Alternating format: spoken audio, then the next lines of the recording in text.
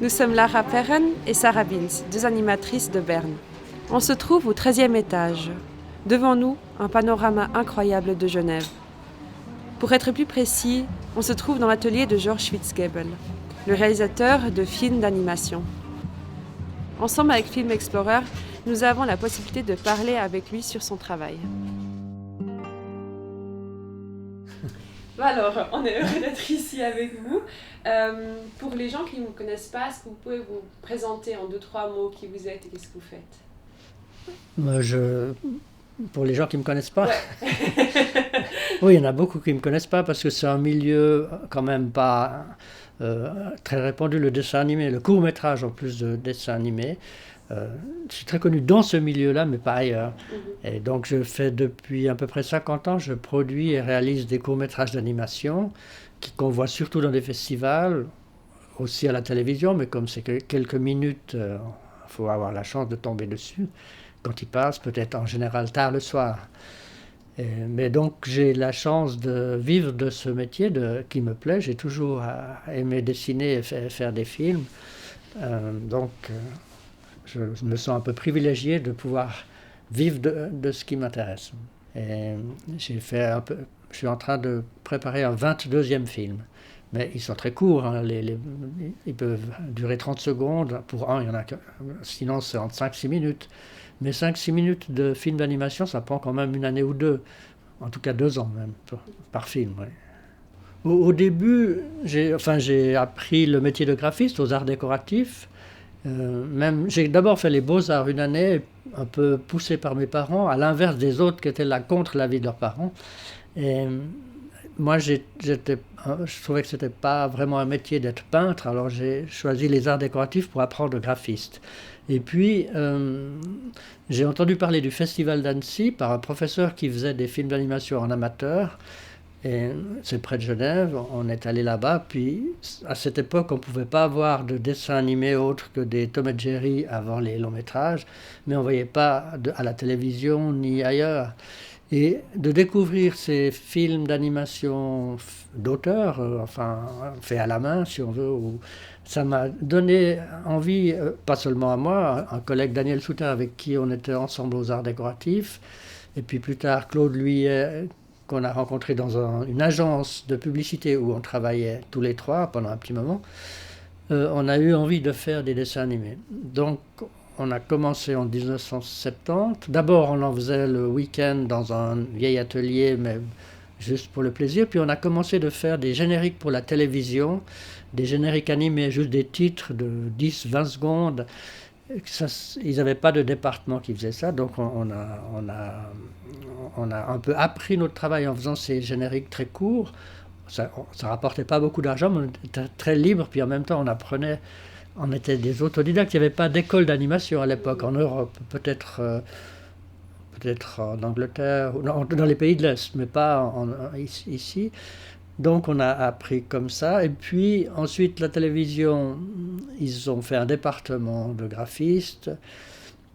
Il y a plus la possibilité, mais en même temps, il est devenu possible d'obtenir de l'argent de l'Office de la culture pour les courts-métrages d'animation. Avant, c'était seulement les longs-métrages et les documentaires. Puis, grâce au succès de films comme de Nag en Sorge, ils se sont rendus compte qu'il fallait aussi peut-être aider les courts-métrages.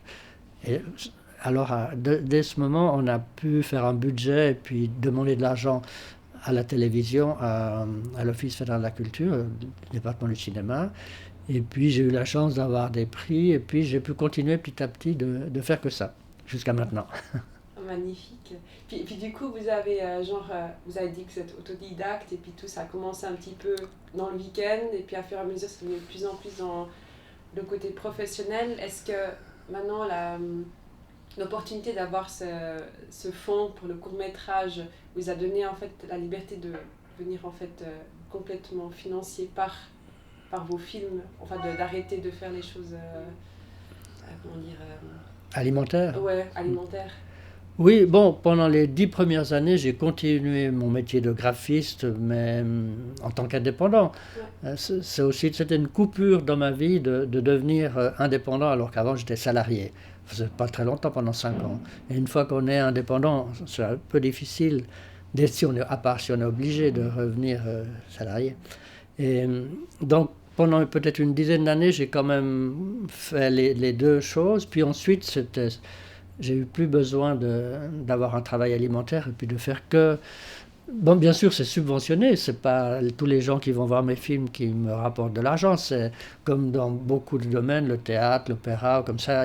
On a des subventions pour faire des films parce que on peut penser qu'en faisant un court métrage, petit à petit, va nous donner les qualités, enfin l'opportunité petit à petit de faire un long métrage. Ou c'est un peu un apprentissage. Ça peut être vu comme un apprentissage, mais ça peut aussi être vu comme une formation. Moi, j'ai jamais eu envie de faire un long métrage parce que dans un court métrage, on est libre, on peut expérimenter.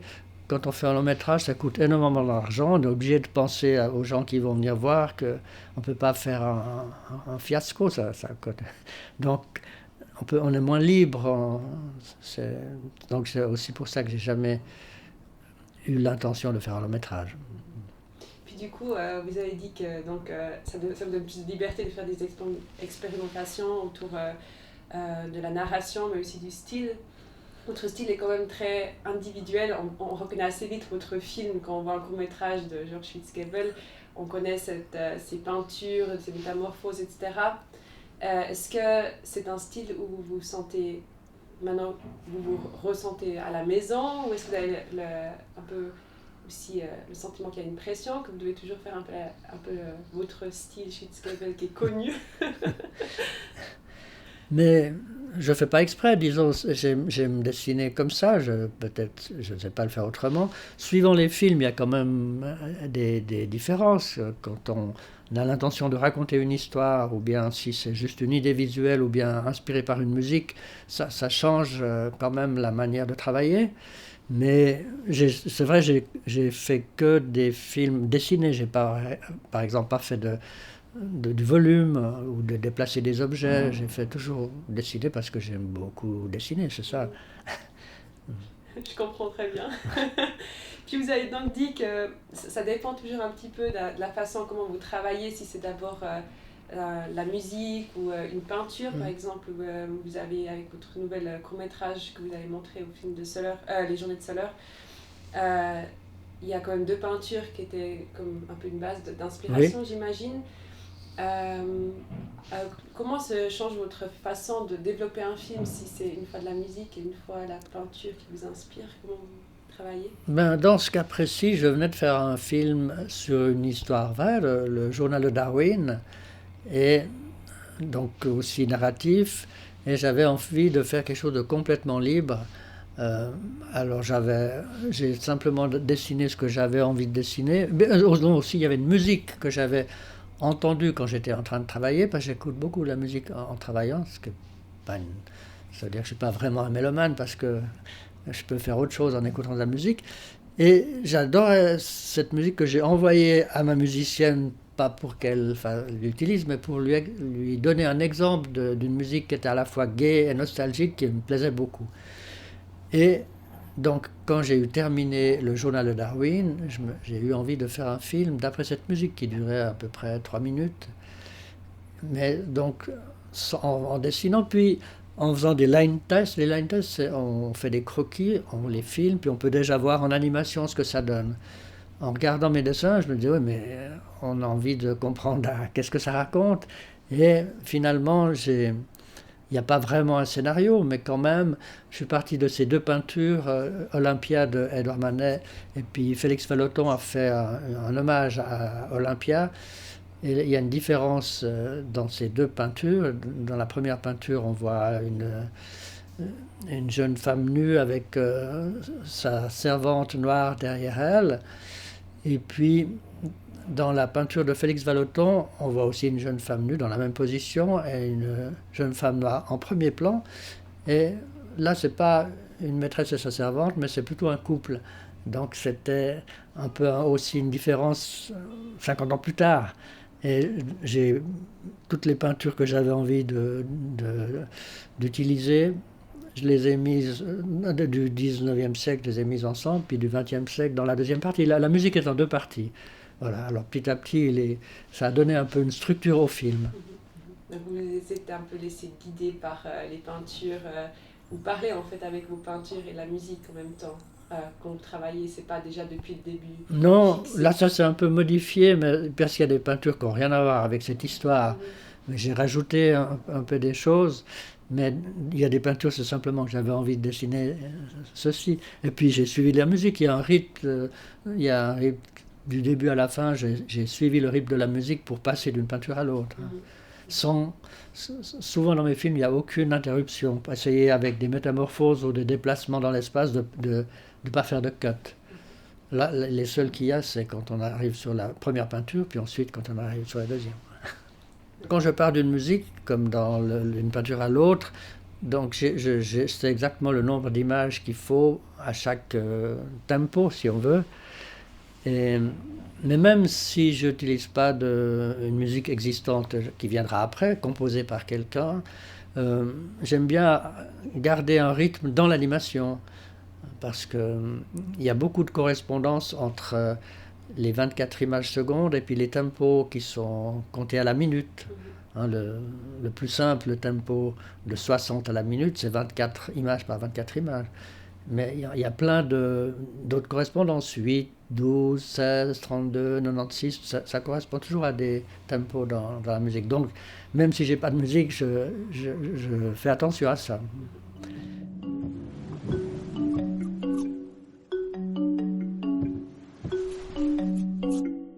Moi, ce qui m'intéresse aussi, c'est de un peu savoir comment a l'air un peu une journée quotidienne chez Monsieur Georges Schwitzgebel. Quand vous venez dans votre atelier, quelle est un peu votre routine pour travailler à ce film? Au tout début, c'est des idées qui viennent, donc je prends des notes dans mon carnet de notes. Et puis après, quand je commence à travailler, c'est un peu la période la plus difficile. On ne sait pas encore exactement qu'est-ce que ça va donner. Je fais beaucoup d'essais, ce que j'ai dit tout à l'heure, des line tests, c'est-à-dire des croquis très petits qu'on peut facilement changer, modifier sur l'ordinateur. Enfin, c'est pas avec l'ordinateur, je les photographie si on veut. Puis dans l'ordinateur, je peux les voir. Par exemple, j'en fais que 4 par seconde, ça fait 6 par 6, ou plutôt 8 par 8, 3 par seconde. Puis ensuite le double, et ensuite le double. Mais juste pour voir le mouvement saccadé, mais en gros, la structure du film. Et puis, petit à petit, plus on avance, plus ça devient logique. Il y a des idées qui viennent. Puis des fois, il y a des impasses, et puis on ne sait pas comment faire. Mais petit à petit, ça se construit. Et ensuite, je fais toute l'animation, mais d'une manière précise, dans un plus grand format.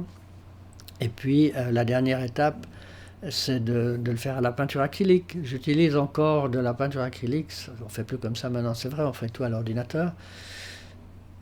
Pour deux raisons. Premièrement, je ne sais pas utiliser les ordinateurs. Puis deuxièmement, j'ai plus de plaisir à voir matériellement ce que je fais que d'être devant un écran pendant toute la journée. Et le résultat est quand même encore assez différent quand on le fait à la main que quand on le fait à l'ordinateur. Enfin, est-ce que vous avez fait d'abord toute l'animation dans le line test et puis après vous faites la peinture par-dessus, un peu comme la façon de coloring, ou est-ce que vous animez un petit peu en faisant la peinture en même temps? Non, je fais toute l'animation d'abord seulement au trait, au crayon. Puis après, je fais quand même des essais en peinture, en petit aussi. Surtout si je fais un cycle, puis je dois retomber sur la même couleur, puis qu'il y a des changements, puis que je dois revenir, ou bien simplement pour aller d'une peinture à une autre, il y a tout à coup des mélanges de couleurs. J'essaie de voir ce que ça donne, que ce soit contrôlé, que ça me plaise tout le temps, pas que... donc je fais la même chose en petit avec de la peinture. J'ai une charte où je mets toutes les couleurs et je les prépare les couleurs aussi avec des petits pots comme ça. J'ai toutes les couleurs, je sais où elles vont. Je marque un numéro dessus. Donc ouais, ça c'est pas mal de travail aussi de préparer la couleur, parce que si on improvise, ça devient vite brun partout. Et puis, c'est ça exactement que je me disais, ouais. mais comment avez réussi de garder ces couleurs vibrantes? Puis en regardant le film, je me dis, mais quand moi je fais le mélange une fois, ça devient brun.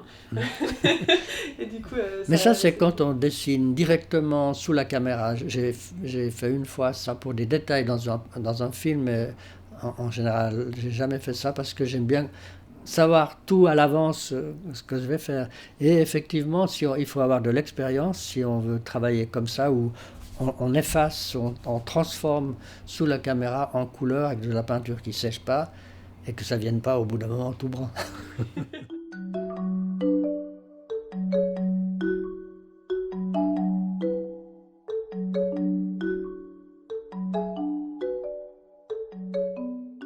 Vous avez parlé que auparavant il n'y avait pas forcément une école d'animation et puis il n'y avait pas forcément une sorte d'industrie qui se développait, enfin qui n'était pas présente avant que vous avez...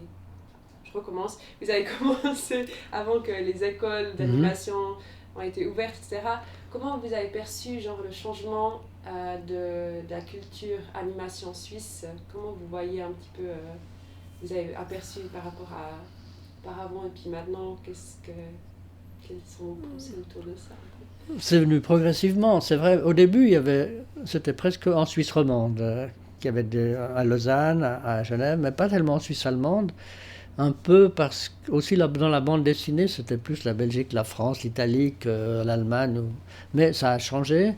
Et puis surtout, ce qui a beaucoup changé, c'est quand s'est ouverte l'école à Lucerne, qui est une très bonne école d'animation. Et maintenant, c'est tout à fait réparti. Il y a autant en Suisse allemande en proportion. Il y a même donc à peu près 70% d'animateurs suisses-allemands par rapport au roman. Ouais, c'est tout à fait normal. Et il y a beaucoup de femmes aussi dans l'animation par rapport à d'autres milieux.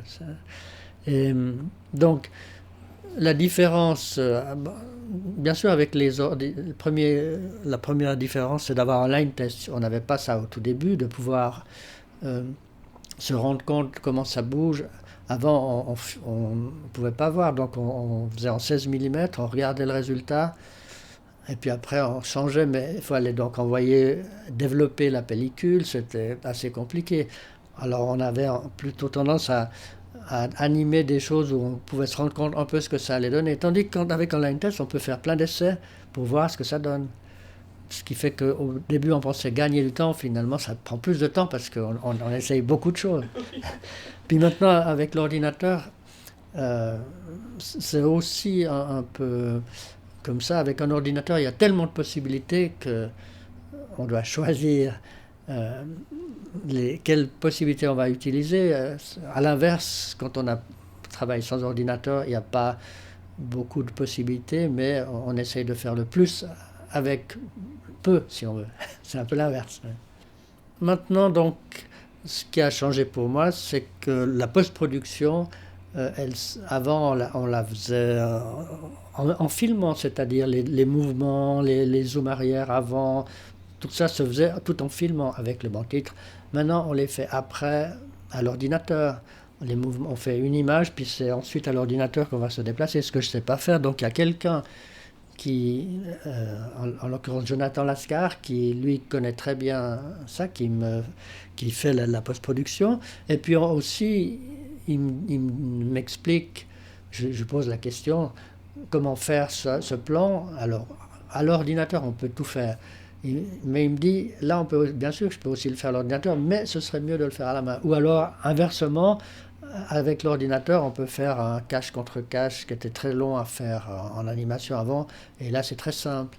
Donc, je me rends compte un peu de ce qu'on peut faire et ce qu'on ne peut pas faire. Mais c'est seulement quelqu'un qui maîtrise bien l'ordinateur qui peut tout à coup faire des découvertes donc c'est pas mon cas. Moi je travaille encore de manière traditionnelle, mais c'est quand même le plus important, c'est ce qu'on a à dire, c'est pas tellement la technique, hein, donc voilà. Oui, en effet, je veux dire, pour finir, à la fin, un film est projeté dans le cinéma et puis c'est un médium audiovisuel, la technique c'est, je pense, une façon d'expression, comment on trouve sa voix, qu'est-ce qu'on a envie de raconter, et puis quelle est la matière qu'on se sent touché à l'intérieur. Ouais. Pour quelques personnes, c'est digital, pour d'autres, analogue, c'est très intéressant. Il n'y a pas longtemps, j'étais à Vienne, il y avait un festival, Vienna Short, et puis il m'avait demandé de montrer mon travail à des étudiants. Et quand un étudiant jeune qui ne connaisse pas tellement la technique, parce qu'il a demandé à son professeur, quand il a vu d'une peinture à l'autre, mais ça c'est à l'intelligence artificielle, c'est fait. Et il a dit non, c'est l'intelligence humaine. C'est magnifique. C'est intéressant cet échange aussi, genre que les gens plus jeunes voient votre travail, le lisent tout différemment par rapport à d'autres personnes. C'est intéressant d'entendre cette expérience. Et là, j'ai une question. Quelle est en fait une réaction la plus bizarre ou absurde que vous avez vécue par rapport à votre film? Non, une fois, je montrais à des enfants, mais il y a déjà longtemps, mais j'étais quand même bien adulte. Et puis un enfant m'a demandé ce que j'allais faire plus tard, parce que pour lui c'était, comme j'avais fait des films pour les enfants, je devrais bientôt faire des films pour les adultes. Du coup, la question était qu'est-ce que vous allez faire comme adulte? Oui. Magnifique. Je me posais aussi la question que vous avez dit que c'est votre 22e film. Oui. Je me posais la question d'où vient en fait l'inspiration et l'envie de créer de plus en plus, parce que 22 films, il faut quand même avoir 22 idées à faire, à produire. Mais il faut avoir envie, c'est vrai. Je vais m'arrêter quand j'aurai plus envie, je pense.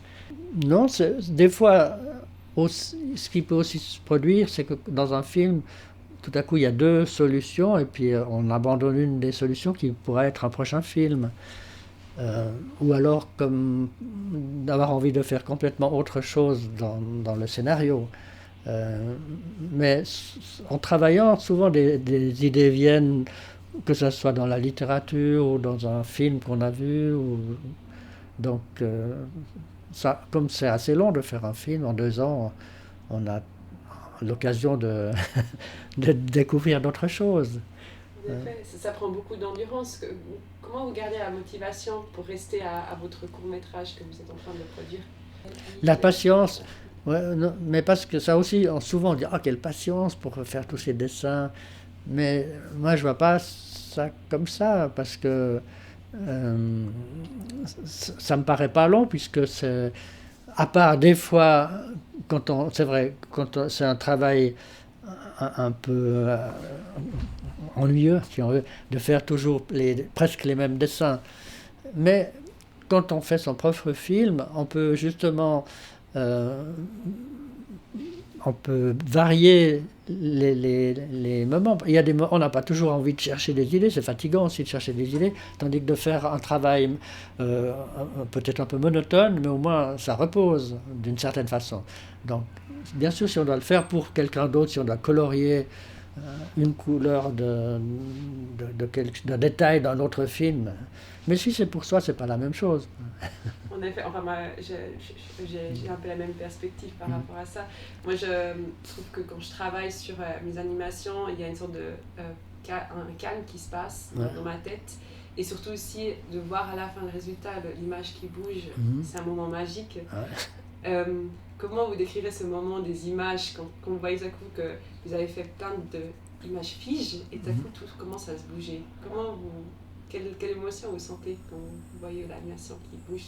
Donc, c'est vrai que quand on voit le résultat, des fois on a des mauvaises surprises, mais aussi des bonnes surprises, mais c'est toujours c'est un plaisir de voir, après avoir fait ce long travail, image par image, de voir le résultat vivant.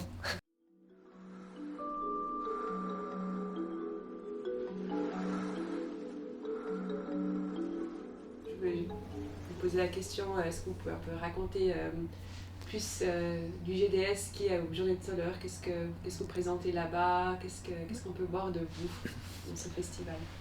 Oui, on est très content d'être invité aux Journées de Soleure, parce que, en fait, depuis très longtemps, il y a un concours des films d'animation au Festival de Soleure depuis une trentaine d'années, je crois, même plus, ouais.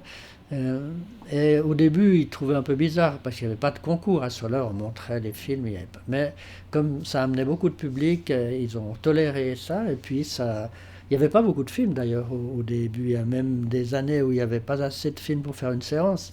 C'est plus du tout le cas maintenant. Il y a même une sélection, il y a des films qui ne sont pas forcément pris.